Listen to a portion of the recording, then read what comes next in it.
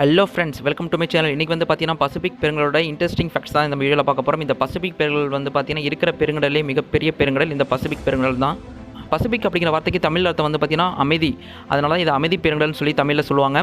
இந்த பசிபிக் பெருங்கடல் வந்து பார்த்தீங்கன்னா கிட்டத்தட்ட 165 மில்லியன் ஸ்கொயர் கிலோமீட்டர் பரப்பளவை உடைய கடல். இதை நம்ம சிம்பிளாக எப்படி சொல்லலாம்னா, இந்த கடலுக்குள்ளே வந்து நம்ம கிட்டத்தட்ட 17 யூஎஸை வந்து நம்ம முழுகடிச்சிடலாம். அதுக்கப்புறம் வந்து பார்த்திங்கன்னா 50 இந்தியாவை வந்து முழுகடிச்சிடலாம்.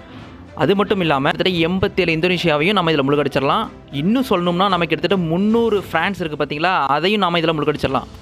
இது பத்தலையா, இன்னும் நம்ம முழுகடிக்கணும்னா கிட்டத்தட்ட 4000 நெதர்லாண்ட்ஸ் இருக்குது பார்த்தீங்களா, அதையும் வந்து இதெல்லாம் முழுகடிச்சிடலாம்.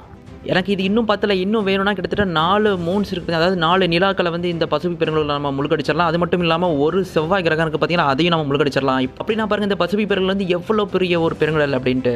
இந்த வீடியோ பிடிச்சிருந்தா லைக் பண்ணுங்கள், ரொம்ப பிடிச்ச ஃப்ரெண்ட்ஸுக்கு ஷேர் பண்ணுங்கள், அப்புறம் இந்த வீடியோ பற்றி கமெண்ட்டும் பண்ணுங்கள். பட் இதெல்லாம் விட முக்கியமாக நம்ம சேனல் சப்ஸ்கிரைப் பண்ணுங்கள்.